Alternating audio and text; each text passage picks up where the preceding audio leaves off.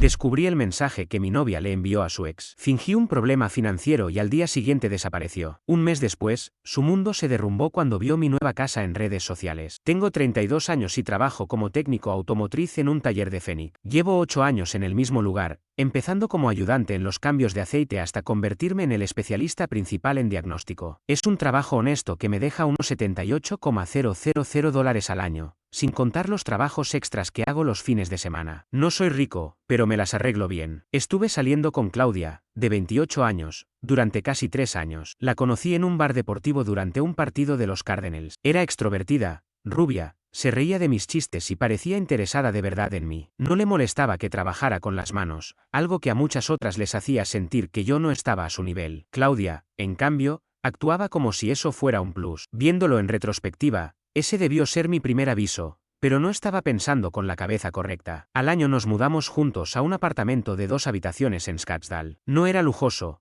pero estaba en una zona segura y con buenas comodidades. El alquiler era de $1,900 mensuales, que yo cubría por completo porque Claudia estaba empezando su carrera como asistente de marketing en redes sociales, ganando unos $36,000 al año. Siempre decía que aportaría más cuando llegara ese ascenso que nunca llegó. Tenía gustos caros, los mejores restaurantes, el nuevo iPhone cada año, bolsos y zapatos de marca. Cuando hablaba sobre ahorrar, ponía cara de disgusto y me salía con frases como, ¿no quieres que tu novia se vea bien? O pensé que te gustaba cuidarme. Siempre hacía que cualquier conversación sobre dinero se convirtiera en una prueba de amor. Vengo de una familia trabajadora. Mi padre me enseñó a arreglar autos en el garaje. Pasábamos los fines de semana metidos entre motores. Lo perdí por un infarto cuando tenía 26 años, y eso me dejó bastante mal. Mi madre se casó de nuevo con un contador y se mudó a Florida. Así que, en Arizona, estoy solo. Nunca he sido muy expresivo con mis emociones. Por eso, cuando Claudia se alteraba por el tema del dinero, yo prefería ceder para evitar conflictos. Ese fue mi segundo error. Todo se rompió un martes cualquiera de marzo. Me estaba preparando para ir al trabajo, sincronizando mi equipo de diagnóstico con la computadora del taller desde mi portátil,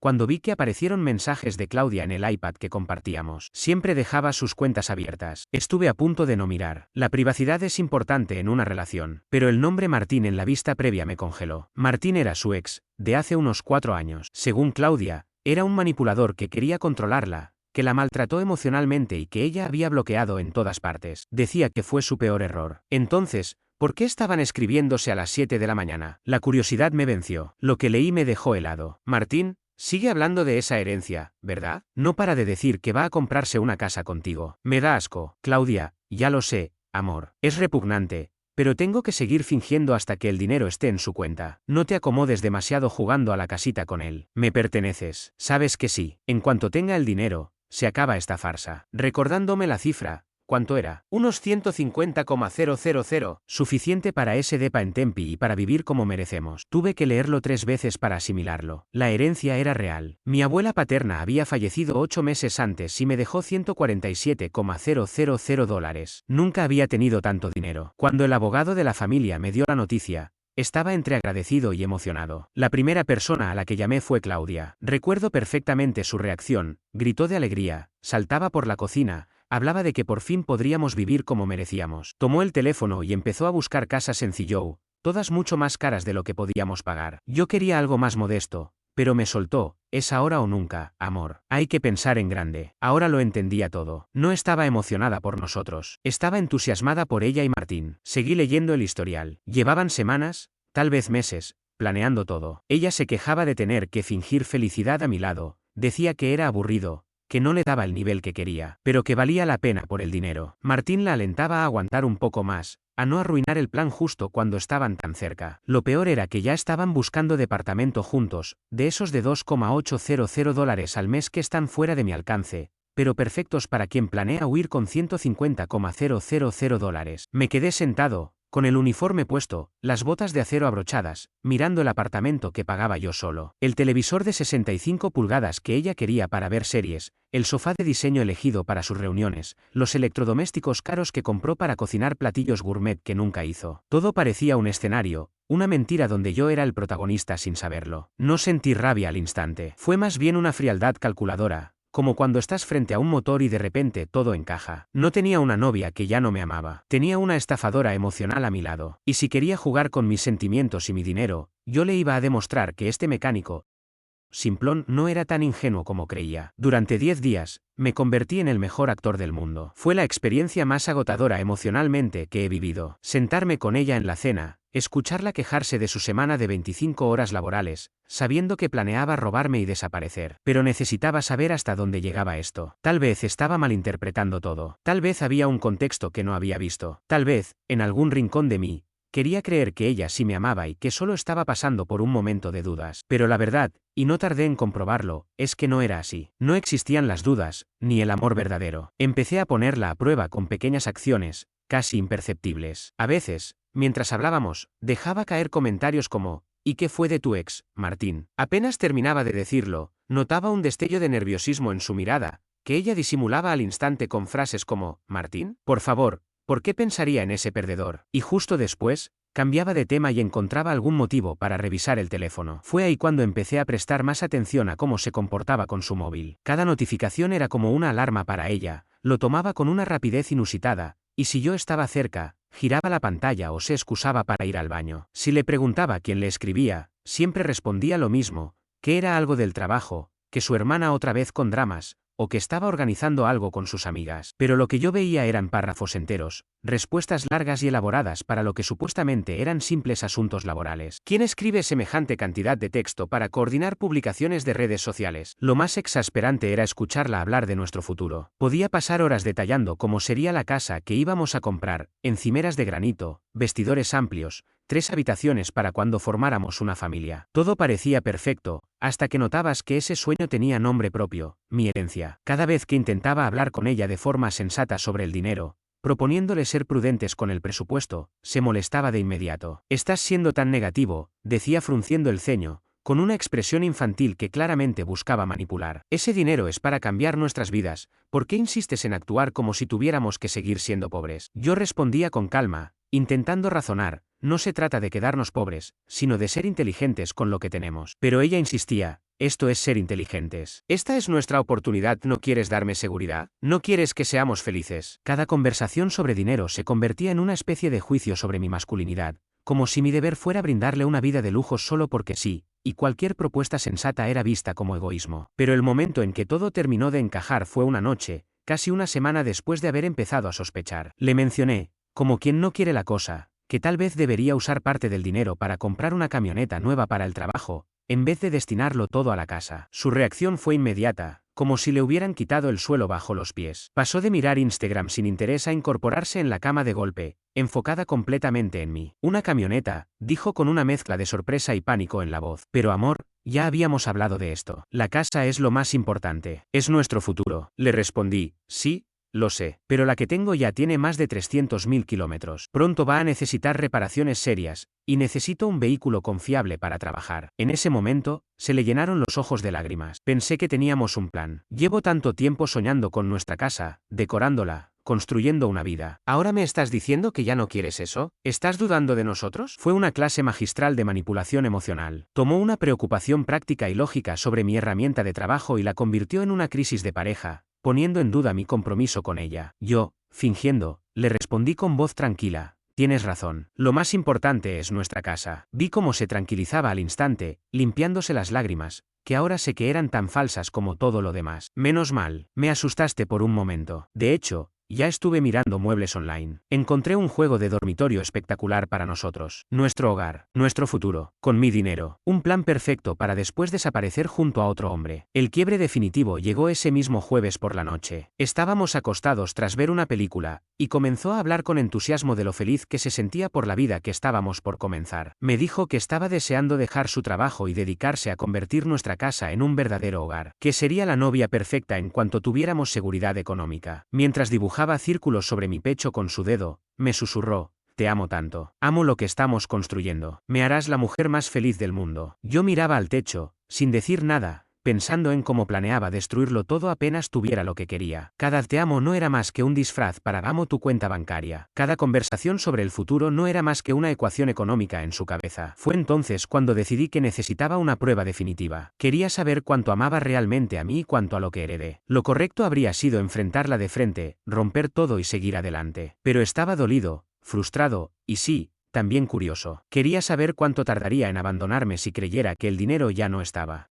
así que comencé a investigar. Esa noche, me sumergí en foros y artículos sobre desastres financieros. Declararse en bancarrota parecía poco realista y requería tiempo. Necesitaba algo inmediato y demoledor. Entonces encontré la excusa perfecta: deudas fiscales sobre bienes heredados. Resulta que si la herencia no se gestiona correctamente, el IRS puede intervenir y embargar los activos por impuestos impagos del fallecido. Hallé casos reales en los que personas perdieron todo por situaciones así. El viernes por la mañana, una vez que Claudia salió a su trabajo de medio tiempo, me puse manos a la obra. Con una plantilla de notificación del IRS que encontré online, creé un documento falso sumamente detallado, en el que se indicaba que el patrimonio de mi abuela tenía una deuda de $185,000 por impuestos y penalidades acumuladas, y que el IRS embargaría todos los activos heredados. Usé el membrete oficial, números de caso verosímiles, lenguaje legal auténtico. Lo imprimí en papel de alta calidad y lo metí en un sobre que imitaba perfectamente el de una oficina gubernamental. Claudia no era simplemente curiosa, era metiche en extremo. Siempre revisando mis papeles, para ayudar, organizando mis documentos sin pedir permiso, espiando mi teléfono cuando estaba en la ducha, bajo la excusa de que podía estar perdiéndome alguna llamada importante. Decía que era por cuidado, pero era puro control. Coloqué el sobre falso sobre la mesa de la cocina, semi-escondido bajo un par de cartas reales, justo donde sabía que ella no podría resistirse a husmear. Y luego me fui a trabajar, como si nada. Les conté a mis compañeros de trabajo que finalmente el tema de la herencia se había resuelto, y que ese fin de semana había estado viendo casas con Claudia. Fingí entusiasmo. Hablé con alegría sobre lo bien que estábamos juntos y lo emocionado que me sentía por proponerle matrimonio pronto. Todo parecía ir bien, hasta que alrededor de las 2:30 de la tarde, mi teléfono empezó a vibrar sin parar. Primero llegó un mensaje: llámame ahora mismo. Es urgente. Luego, empezaron las llamadas perdidas, una tras otra. Cuando finalmente contesté, Claudia estaba al borde de un ataque de pánico. Respiraba con dificultad y me gritó: ¿Qué te pasa? ¿Cómo pudiste no decirme nada de esto? Yo no entendía a qué se refería. Seguía gritando: llegó una carta del IRS. Van a quitarte toda la herencia. Toda. Me hice completamente el desentendido. ¿Qué carta? ¿De qué estás hablando? Tranquilízate. Un aviso de embargo por impuestos. Al parecer tu abuela debía muchísimo dinero y ahora van a quedarse con todo. Vamos a perder la plata de la casa. Vamos. No dijo vas a perder tu dinero, sino vamos a perder la plata de la casa, como si ya fuera algo compartido. Intenté sonar confundido. No lo entiendo. El abogado del testamento nunca mencionó problemas fiscales. Pues claramente metió la pata. Esto es un desastre. ¿Qué vamos a hacer? ¿Cómo lo solucionamos? Otra vez con el vamos, como si esto fuera un problema que afectaba a los dos por igual, cuando en realidad era mi abuela, mi herencia y mi situación. Le dije que llamaría al abogado de inmediato para aclarar todo. ¿Y cuánto tardará eso? ¿Se puede apelar? ¿Contratamos a un abogado fiscal? ¿Hay algo que podamos hacer? Su voz sonaba desesperada. Esa mujer que supuestamente me quería por quien yo era, se estaba viniendo abajo porque, al parecer, el cheque que probablemente pensaba quedarse ya no llegaría. No lo sé, Claudia. Según esta notificación, todo queda congelado hasta que termine una auditoría completa del patrimonio. Eso podría llevar meses, tal vez años. Silencio absoluto. ¿Meses? Susurró, como si acabara de decirle que alguien había muerto. Tal vez más. Ya sabes cómo es el gobierno con estas cosas. Lo siento mucho, de verdad. Teníamos muchos planes. Agregué. Necesito tiempo para procesarlo. Hablamos cuando llegues esta noche. Ella colgó sin decir un te quiero, ni uno estamos juntos en esto, ni nada parecido a lo que uno espera de una pareja en una crisis real. Cuando llegué esa noche al apartamento, su coche no estaba en el estacionamiento asignado. Subí y desde que abrí la puerta, supe que algo había cambiado. Todo se sentía vacío, ausente. Fui revisando por instinto y confirmé que varias de sus cosas habían desaparecido. No estaban su neceser con el maquillaje caro, ni el bolso de diseñador que le regalé en Navidad, ni varios vestidos caros que usaba para eventos especiales. En la cocina, justo en el mismo lugar donde solía dejarme notas dulces sobre comprar leche o decirme que me extrañaba, había ahora una hoja doblada. Era breve y cruel. No puedo con esto. Necesito estabilidad y un compañero que ofrezca seguridad para nuestro futuro. Esta situación financiera es demasiado estresante e incierta. Creo que buscamos cosas distintas. Estoy quedándome con una amiga mientras pienso mis próximos pasos. Volveré más adelante por el resto de mis cosas. Ni un te amo, ni un podemos salir adelante, ni un cuentas conmigo. Nada, solo eso. Necesito un compañero que ofrezca seguridad. Aguantó exactamente 6 horas y 43 minutos después de pensar que mi herencia había desaparecido. Me senté en el sofá caro que había comprado tratando de complacerla, y comencé a reír. No de felicidad, claro. Era esa risa amarga que te sale cuando algo es tan decepcionante como predecible. En ese momento, mi teléfono vibró otra vez. Era un mensaje de un número que no tenía agendado. Hola, soy Martín. Claudia me contó lo de tu situación con el dinero. Qué bajón. Está muy afectada con todo esto. La desfachatez. El tipo me escribía para darme un pésame fingido, mientras probablemente ya estaba en su casa celebrando que el plan les había salido bien. No respondí. En su lugar, me quedé allí, en ese apartamento silencioso, rodeado de todos los objetos que había comprado con la esperanza de hacerla feliz, y empecé a planear mis siguientes pasos. Porque si ella pensaba que esa era la última página de la historia, estaba muy equivocada. Había elegido al tipo equivocado para jugar así. Las semanas siguientes fueron, en muchos sentidos, las más liberadoras de los últimos años. Claro, hubo momentos de soledad, pero la paz que sentía era incomparable. Ya no tenía que medir cada gasto ni soportar quejas constantes por cosas fuera de nuestro alcance. No más fingir interés en el número de seguidores en redes sociales ni en los dramas ridículos de su empleo mediocre. Al revisar sus cosas abandonadas, me topé con evidencias claras de manipulación económica. Había estados de cuenta escondidos con compras en tiendas de lujo de las que nunca había oído hablar. Confirmaciones de entregas de Amazon que jamás llegaron al apartamento. Descubrí que había estado usando nuestra cuenta compartida para comprar ropa de marca y accesorios, y mandarlos a casa de su hermana para que yo no me enterara. Llevaba meses haciéndolo. Cerré su acceso a todas las cuentas compartidas, Netflix, Spotify, Amazon Prime,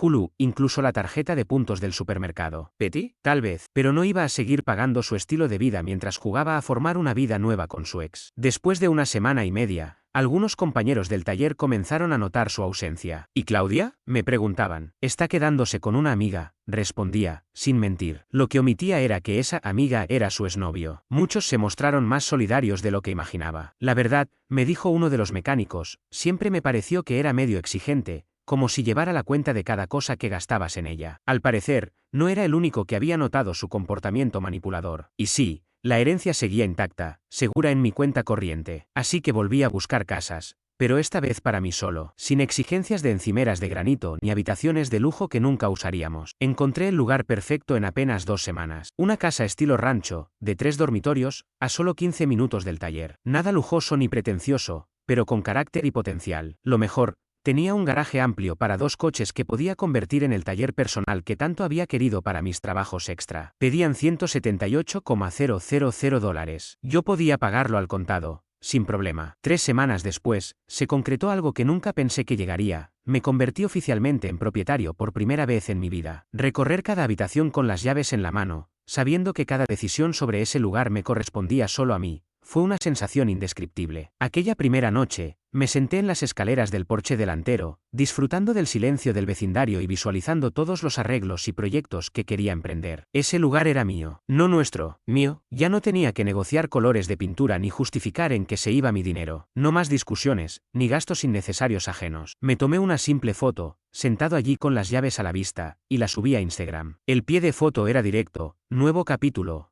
Comienza oficialmente. No etiqueté a nadie, no mencioné la ruptura, no hice ningún comentario dramático. Solo era un momento importante que quería guardar. 10 minutos después, mi teléfono comenzó a sonar sin parar. Primero fue una llamada de Martín desde el mismo número que había usado antes para escribirme. La dejé ir directo al buzón de voz. Luego fue Claudia desde su número habitual. Después, otra vez Martín. Y, acto seguido, una oleada de mensajes de texto desesperados de ambos. La histeria contenida en esos textos era casi poética. Claudia escribió: Dios mío, compraste una casa, ¿cómo es posible con lo del embargo fiscal? Martín, por su parte: ¿qué está pasando? Claudia me dijo que estabas en bancarrota. Claudia otra vez: tienes que llamarme ya. Estoy completamente confundida. Martín, no estarás jugando con esto, ¿verdad? Y Claudia de nuevo: no entiendo nada. ¿Qué pasó con el asunto del IRS? No respondí ni uno solo. En lugar de eso, me subí al coche, fui a una ferretería. Compré una parrilla nueva para el patio trasero y esa noche preparé mi cena mientras el sol caía sobre mi terreno. Que se quedaran con sus dudas. La verdad no tardaría en alcanzarlos. Durante 3 días seguidos no cesaron las llamadas ni los mensajes. Cada vez eran más insistentes y con un tono más desesperado. Claudia claramente no podía digerir que su plan estratégico se hubiera derrumbado, y Martín estaba cada vez más molesto al ver que algo había fallado sin que él entendiera cómo. Al cuarto día,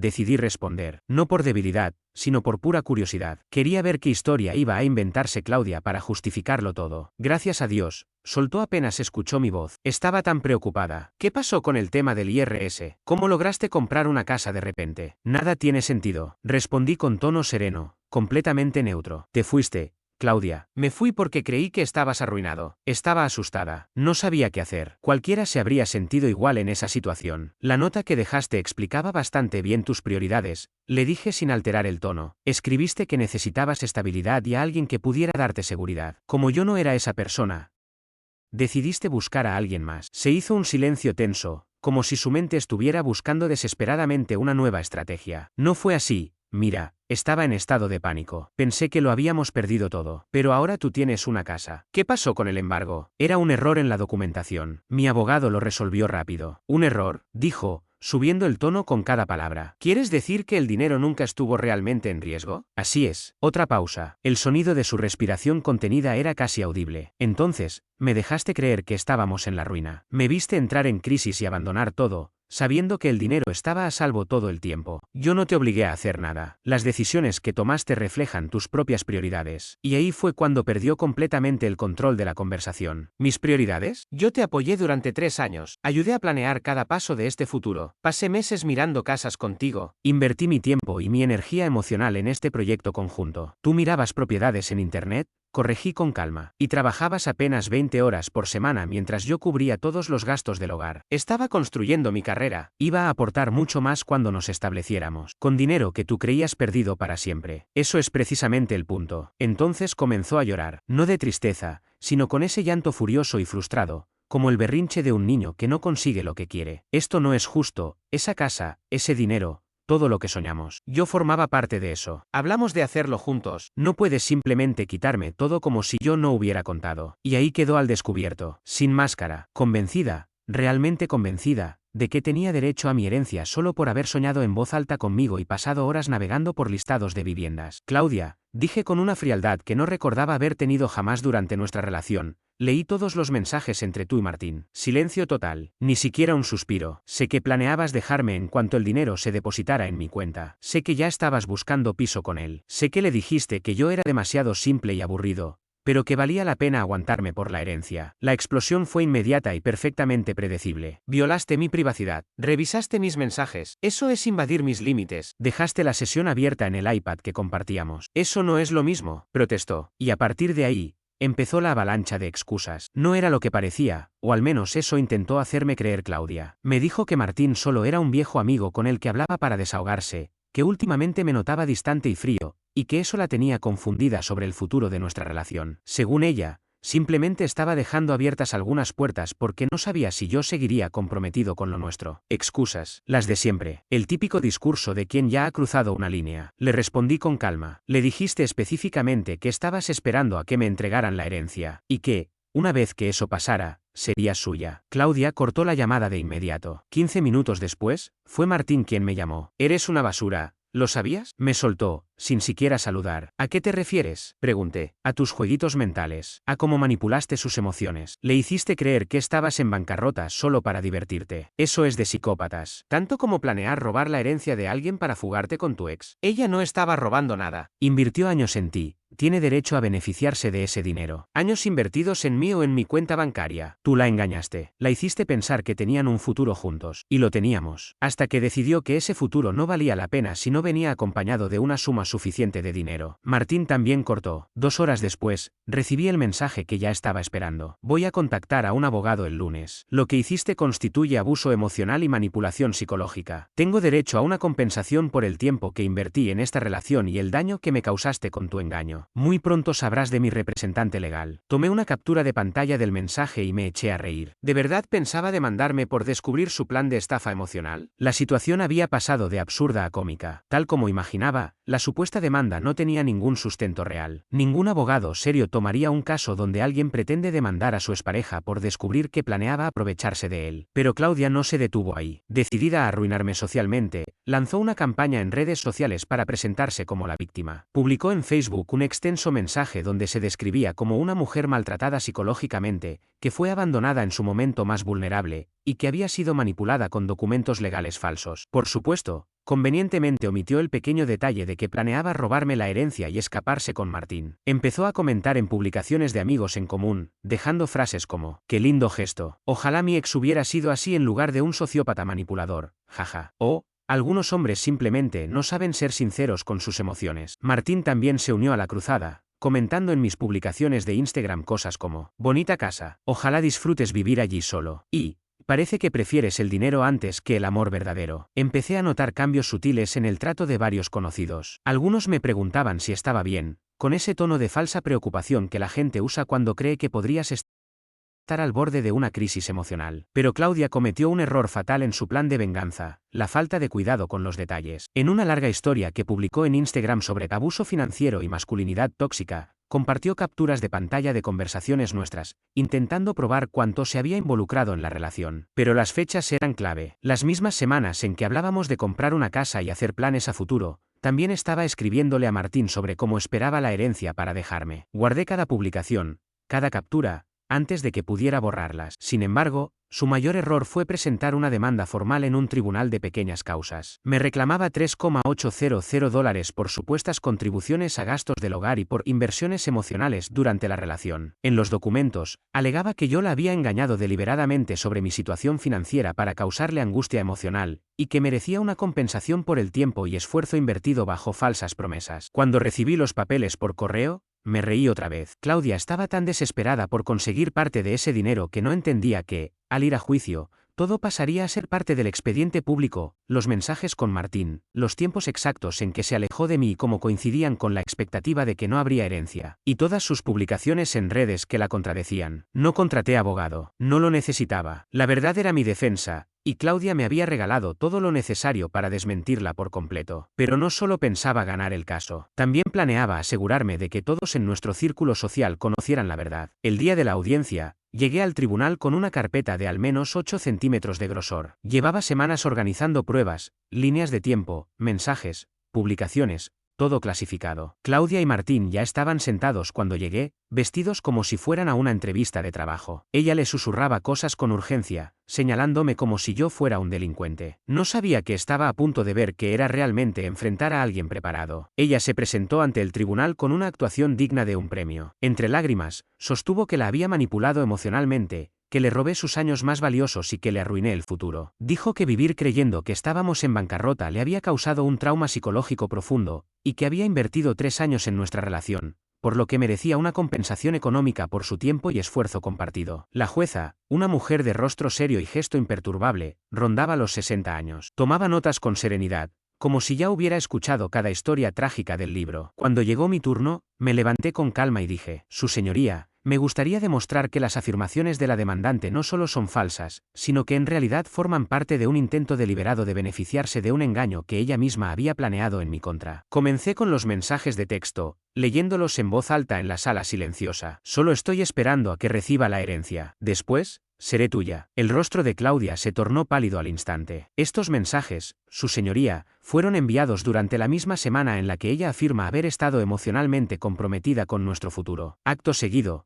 presenté una línea de tiempo precisa. Claudia se marchó del departamento que compartíamos el 15 de marzo. Ese mismo día, apareció una falsa notificación de deuda fiscal. Mi herencia real no se hizo efectiva hasta el 22 de marzo, una semana después de que ella abandonara nuestra relación. La demandante dejó atrás 3 años juntos apenas 6 horas después de creer que el dinero ya no estaría disponible. Poco después, al enterarse de que la herencia sí existía y que había usado ese dinero para comprar una casa, decidió presentar esta demanda. Y eso era solo el principio. Saqué copias impresas de publicaciones suyas en redes sociales, subrayadas y con las fechas marcadas. Aquí, su señoría, pueden ver cómo la demandante hablaba públicamente de nuestra vida juntos y del hogar de nuestros sueños, en los mismos días en los que enviaba mensajes privados a Martín planeando abandonarme. También entregué capturas de sus historias de Instagram, donde por error había incluido conversaciones privadas en las que se veían claramente las fechas. La misma Claudia ha aportado pruebas de su engaño y su intento de estafa, su señoría. La jueza se volvió hacia ella y preguntó con firmeza: ¿tiene algo que decir respecto a esta evidencia? Claudia intentó alegar que los mensajes estaban sacados de contexto y que se sentía confundida emocionalmente en aquel momento. Pero las fechas no mienten, y los datos no tienen emociones. Fue entonces cuando cometió el error que terminó de hundirla. Aunque haya hablado con Martín, dijo, elevando la voz y visiblemente nerviosa.